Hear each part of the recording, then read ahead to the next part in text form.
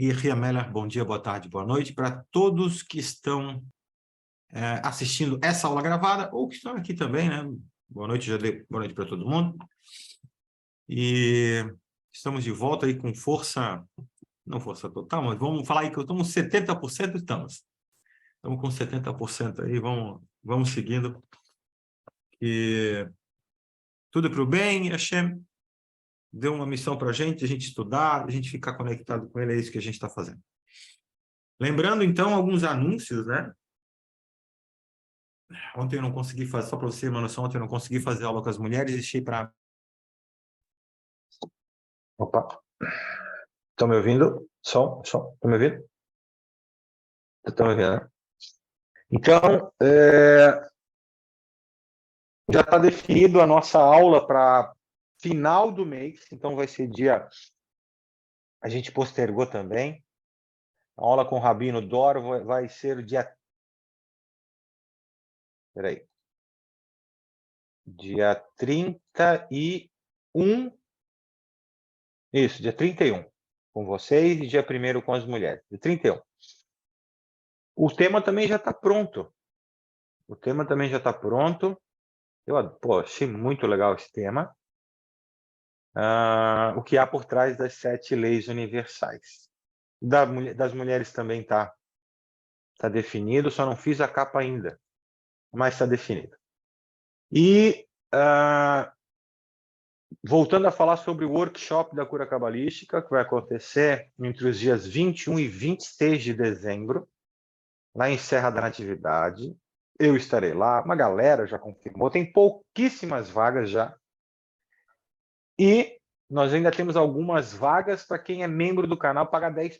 10% é legal, hein? Então é só anunciar. Eu não ganho nada com isso, tá, gente? Só para você entender, não ganho nada com isso. Só mesmo que a gente está fazendo essa promoção para dar uma forcinha para quem está com vontade, da gente se conhecer pessoalmente, né? Apesar que muitos aqui parece que eu conheço já a vida inteira, mas vai ser muito legal quem puder ir a gente se conhecer pessoalmente.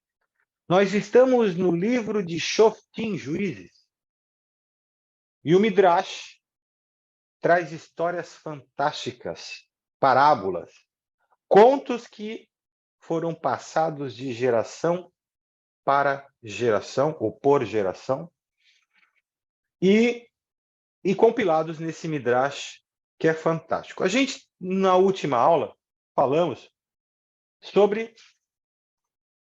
o que aconteceu com os Bnei Israel, ou seja, os judeus, a consequência de ignorar a ordem de Hashem de eliminar, ou na verdade expulsar todos os cananim, ou seja, os cananitas da terra de Israel.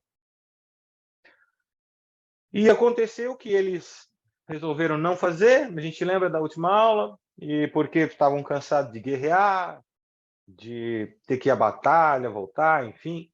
Então, eles acharam que seria melhor viverem em paz.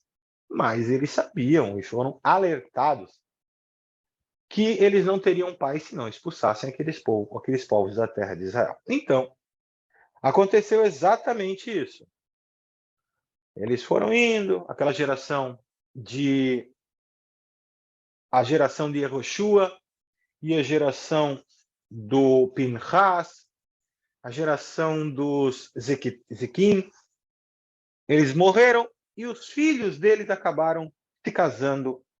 Filhos e filhas acabaram se casando com os Canani. E aí vocês sabem o que acontece. Acontece que muitos deles acabaram indo para o lado dos seus cônjuges, misturando os povos e, inclusive, fazendo um pecado terrível, que é a Avodah Zará, a idolatria. O que aconteceu? Hashem punia eles. E eles eram invadidos por outros povos, acabavam sendo escravizados, trabalhando, pagando impostos caríssimos. E aí Hashem mandava um chofer um shofet, perdão, e esse shofet acabava trazendo de novo a presença divina para o meio dos Bnei Israel, e Bnei Israel voltava a conquistar a terra.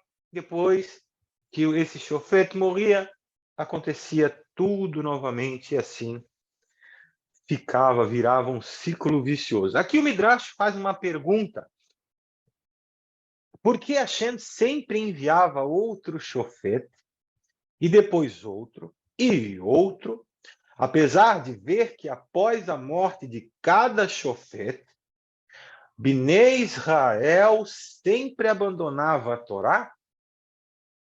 Por que Hashem não disse, basta, vou parar de ajudar os Bnei Israel? Eles não merecem isso. Vou mandá-los para longe de Eretz Israel, assim como eu adverti na Torá. Enfim, eu vou contar para vocês uma parábola que vai exemplificar como Hashem sentia e via o povo judeu daquela geração. Certo rei comprou um grupo de escravos. Alguns deles ainda eram crianças, 1, 2 e 3 anos de idade. O rei decidiu tratá-los como se fossem suas próprias crianças. Ele lhes deu belos quartos em seu palácio, permitiu que brincassem no jardim do palácio e realizou todos os seus desejos. Tenham muito cuidado com todas as coisas bonitas que eu lhes dei. Ele as advertiu. Os móveis e brinquedos nos seus quartos são caros. Certifiquem-se de não estragá-los. E cuidado quando brincarem no jardim. Não pisem nas plantas ou nos gramados. Apenas fiquem nas alamedas. Quando as crianças cresceram, elas se sentiram em casa no palácio. Elas se divertiam muito lá e às vezes ficavam bem selvagens. Nessas ocasiões, elas realmente estragavam os móveis, jogavam seus brinquedos e arruinavam os jardins. E o rei disse, eu terei que puni-las. Ele ordenou que cada criança recebesse uma surra, umas palmadinhas. Isso funcionou por um tempo. O comportamento das crianças melhorou, mas depois de um tempo elas novamente queriam se divertir, então voltaram aos seus velhos truques de destruir o palácio e o jardim. O que devo fazer? Suspirou o rei. Afinal, elas são apenas crianças. Ele ordenou que fossem açoitadas mais uma vez. Assim como antes, tão logo o castigo cessou, as crianças se comportaram mal novamente. Mais uma vez o rei repetiu o castigo. Ele nunca perdeu a paciência e nunca os jogou para fora de seu palácio. Ele sempre os desculpava, dizendo, isso é normal de crianças, darei outra chance a elas. A chave aqui da parábola é, Hashem advertiu os judeus na Torá, se vocês servirem a ídolos, eu mandarei embora rapidamente das terras de Israel. Na verdade, Hashem foi muito paciente com os judeus. Ele esperou mais de 500 anos antes de puni-los. Na época do Shoftim, dos juízes, ele continuou justificando. Eles ainda são uma nação jovem. Terei paciência com eles. E assim, como um pai tem paciência com seus filhos pequenos. Bom, com a morte do Yehoshua e a morte dos Equenim, que eram os líderes após Yehoshua, os judeus, como eu falei para vocês, eles se casaram com as Cananim, e os Cananim, eles se misturaram, alguns, né? E acabaram cometendo a Avodazará. Então, Hashem fez com que Aram Naharaim se tornasse poderoso. Era um país localizado a nordeste das terras de Canaã. Aram Naharaim é conhecido hoje como a Mesopotâmia, e hoje pertence ao Iraque, na verdade. O rei de Aram Naharaim, Hushan Rishataim, enviou seus soldados para invadir as terras de Canaã. como Hashem não ajudou os judeus, eles foram incapazes de combater os soldados inimigos.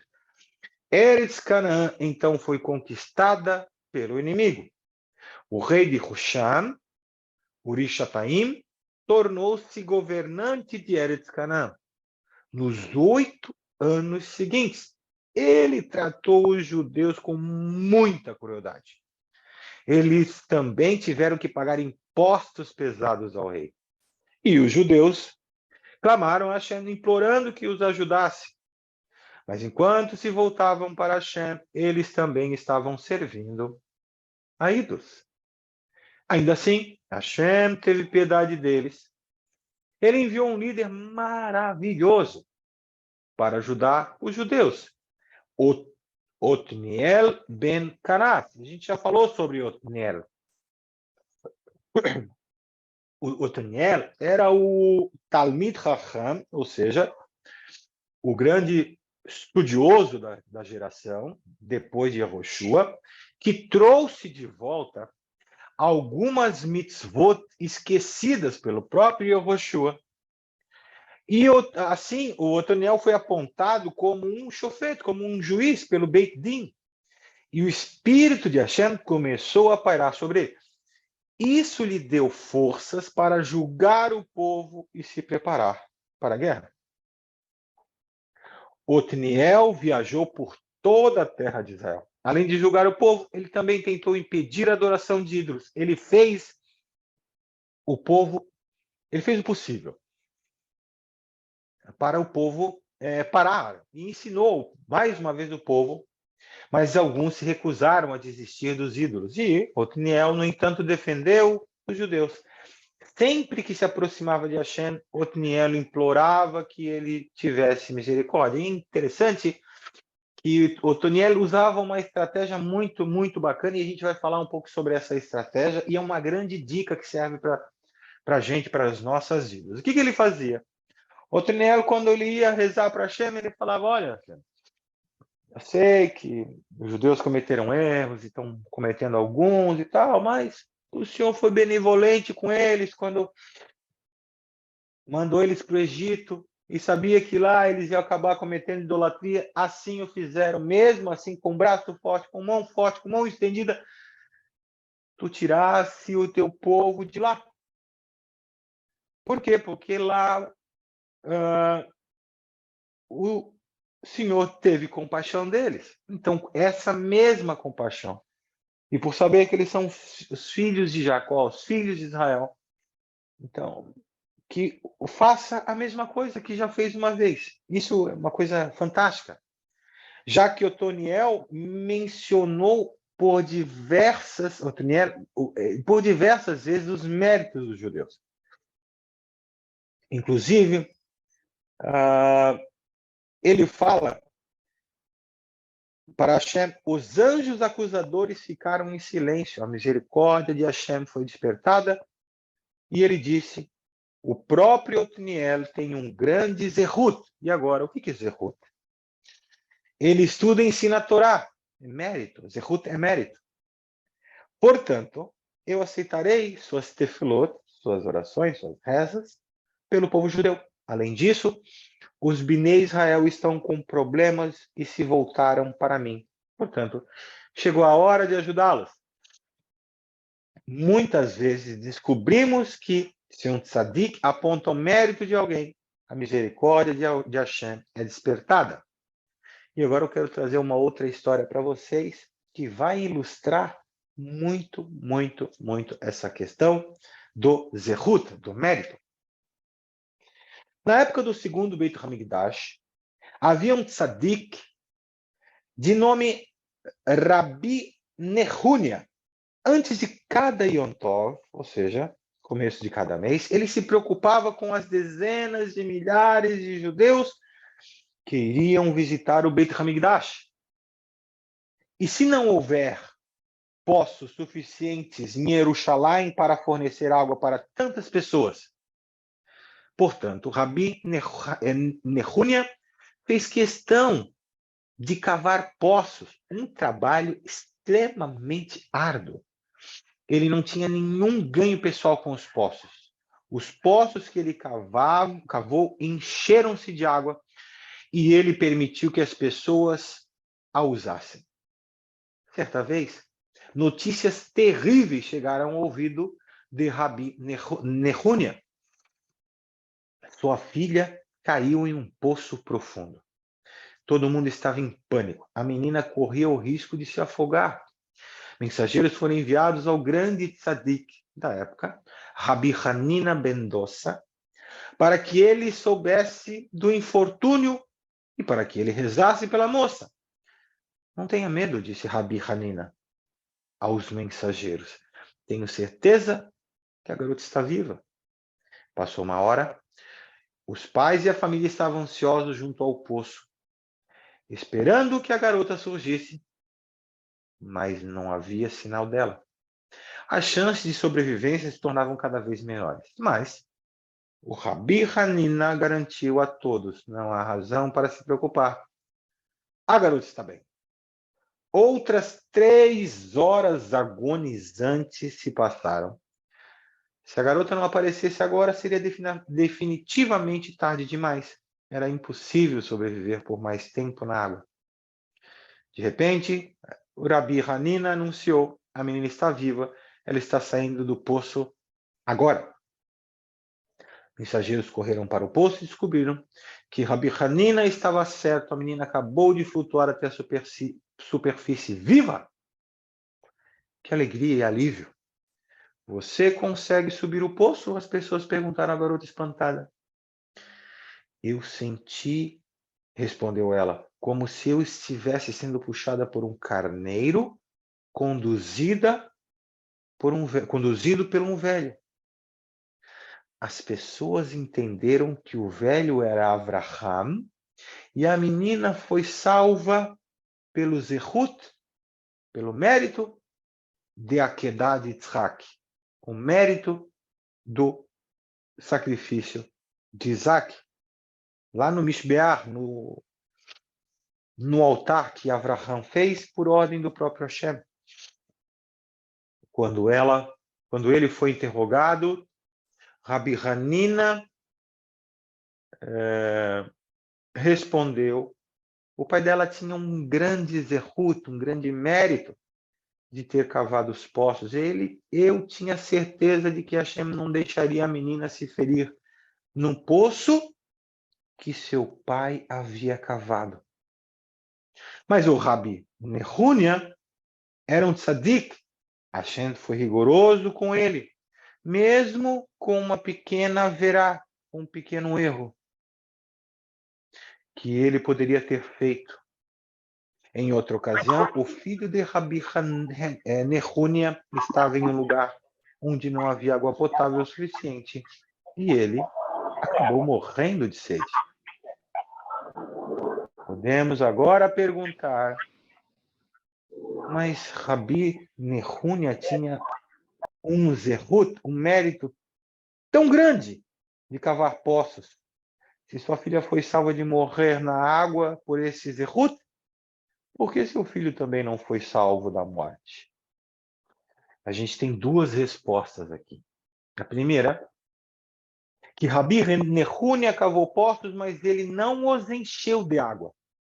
Ele esperou que a chuva os enchesse. Por isso, ele não teve mérito de salvar seu filho da sede. No caso de sua filha, ele tinha um mérito direto.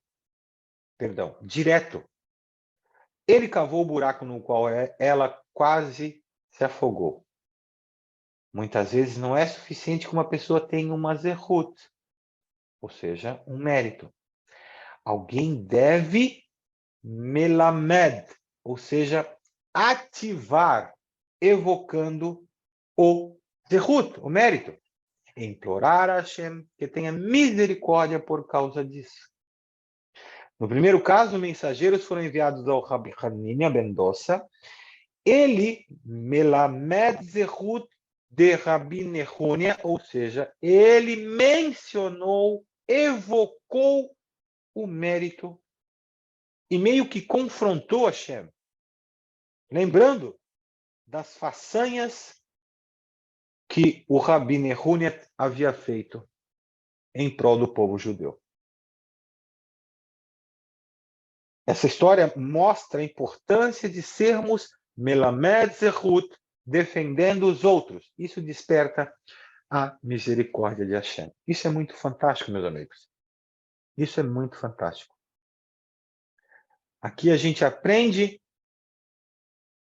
que a gente tem por obrigação, quando for rezar por um filho, por uma pessoa, ou quando for fazer uma tzedakah, em nome de alguém que está doente, enfermo, enfim, precisa de alguma coisa, que cada um de nós evoque melamed zehut, ou seja, invoque, cite os méritos daquela pessoa. Quando a gente faz isso, nós chamamos a atenção positivamente de Deus para um julgamento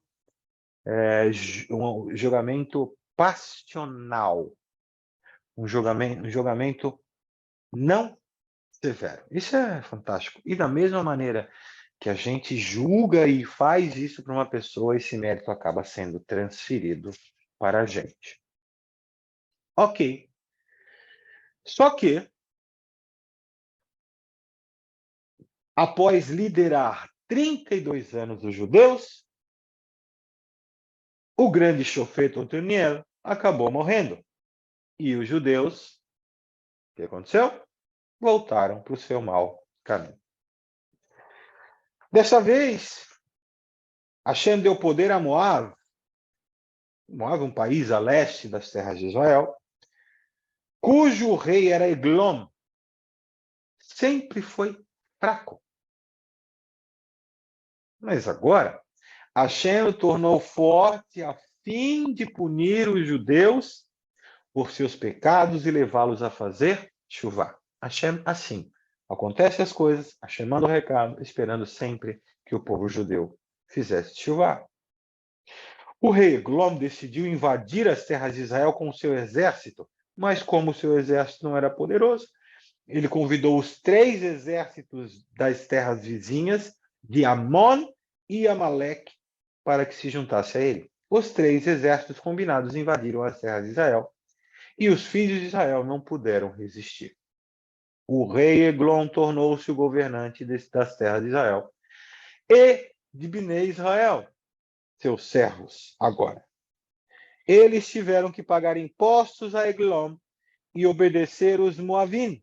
Dessa vez, os inimigos agiam com mais severidade do que nunca aos judeus.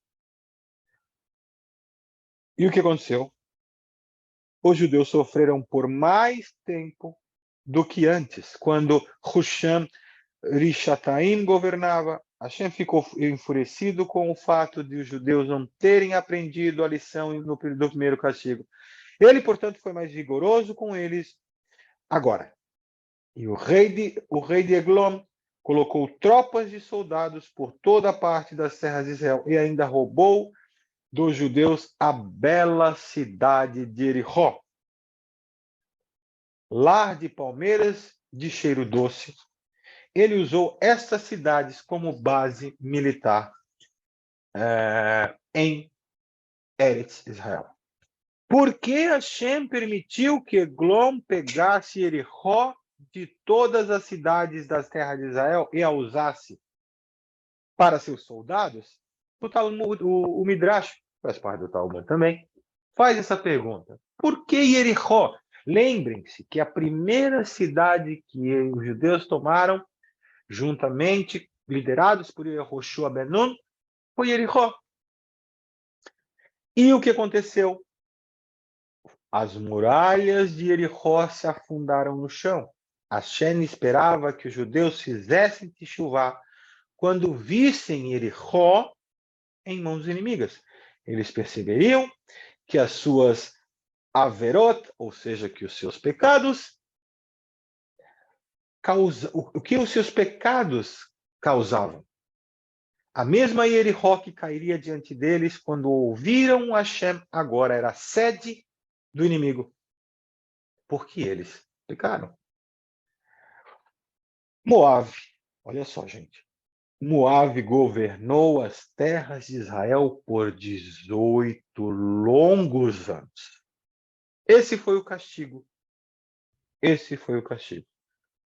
Como os judeus deixaram o Deus vivo, que também tem Deus vivo, é a mesma gimátria.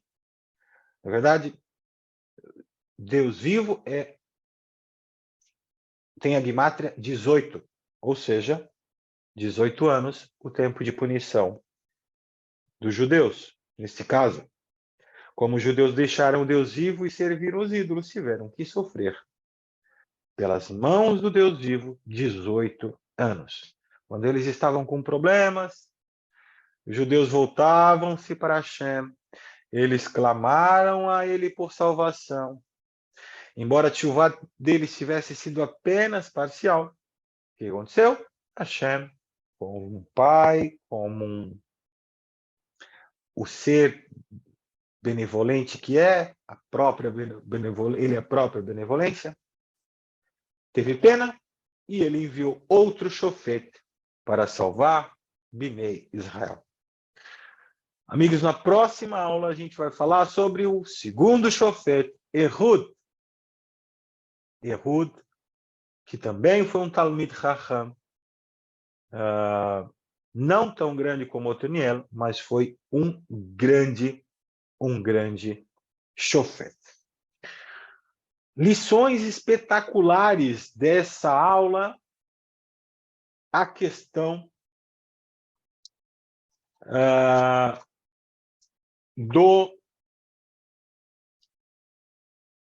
da evocação do mérito, de Zehut. É uma coisa que a gente tem que ter muita atenção e usar isso a nosso favor para ajudar os outros. Isso que é fantástico.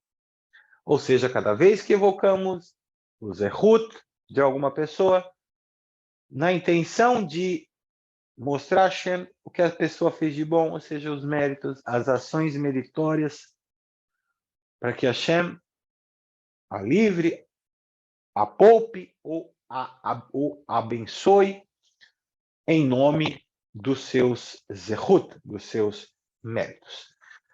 Queridos, alguma pergunta?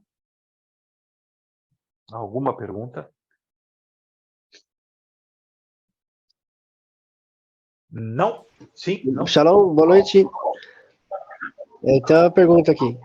Quem? Tá me ouvindo? Eu não estou escutando, gente. Vocês estão falando, eu não estou ouvindo. Não sei se é o meu microfone. Alô? É comigo, será? Vocês estão ouvindo? Eu não estou ouvindo. Eu acho que é comigo. Deixa eu só reiniciar o meu fone aqui. Deve ser isso. Só um minuto.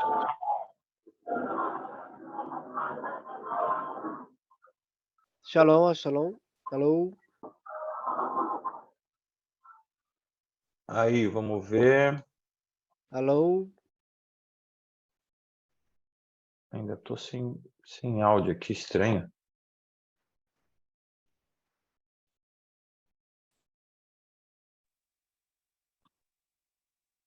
Estranho aqui, gente. Não voltou o meu áudio. Espera aí, só um minuto. Deixa eu ver aqui, porque o problema, se vocês estão me escutando bem, isso que eu não estou entendendo. Deixa eu tirar esse aqui. Desabilitar. Pode falar alguém, por gentileza? Não estou ouvindo ainda. Vamos voltar para cá. Shalom. Bom, o importante é que vocês estão me ouvindo. Engraçado que eu estava ouvindo vocês no começo, e aí ele desabilitou. Alguém de novo pode falar alguma coisa? Pode ser que seja um conflito do próprio Zoom. Mas vamos lá. Já botou a pergunta aqui para mim, para eu ver aqui. Tá, aí, aqui. Estranho. Era para estar... Opa. Não. Deixa eu ler a pergunta aqui. Seria se quando clamamos a Hashem por ter misericórdia dessa pessoa, isso poderia ter o efeito contrário? A tua pergunta não ficou muito claro para mim. Seria se quando clamamos a Hashem para ter misericórdia dessa pessoa, isso poderia ter efeito contrário? Vamos ver se eu entendi. Sim, porque quando você pede, invoca o mérito de uma pessoa para benefício da pessoa, ou seja, você já julga a pessoa pelos bons atos dela. Você lembra a Deus pelos bons atos, não ao contrário. Então, você com certeza está fazendo uma tzedakah, inclusive. E Hashem, os sábios contam, está escrito no Talmud, inclusive, que da mesma maneira que a gente julga as pessoas, Hashem nos julga. Então, quanto mais benevolência, mais benevolente Hashem é com a gente. O importante é que vocês estão me ouvindo. Aqui está tudo certo no meu... Enfim. Senhores, mais alguma pergunta? Eu vou pedir para vocês... Que coisa, deixa eu só fazer mais um teste aqui. Com algum vídeo. Deixa eu ver. Inclusive, eu não estou ouvindo. É bem possível que seja o meu fone. Vamos fazer mais um teste aqui com o fone. Eu estou escutando aqui.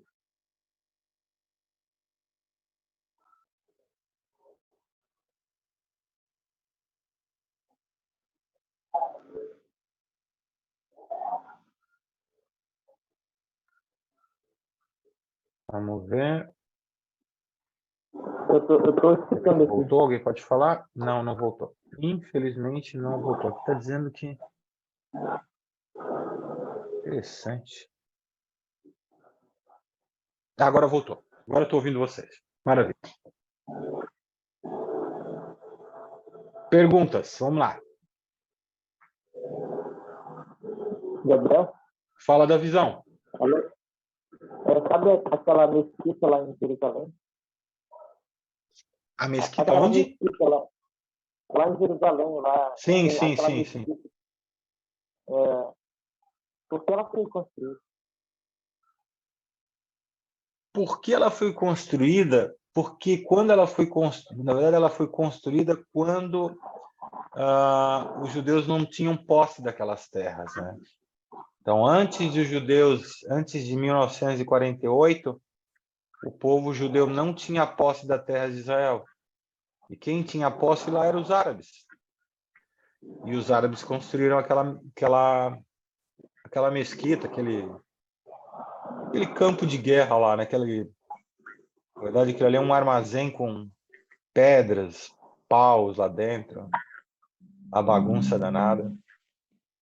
E foi só por isso.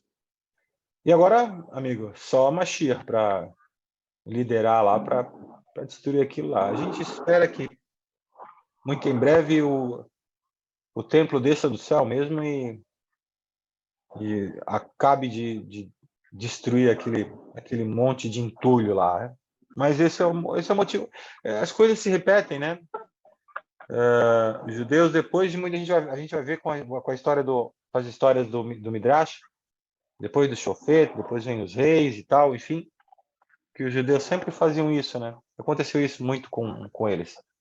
Se arrependiam, voltavam, faziam coisas erradas, faziam tchuvá, enfim.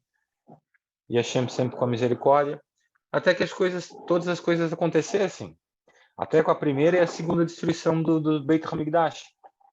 Inclusive, a gente está entrando em dias de luto agora, em dias de pouca alegria, digamos assim.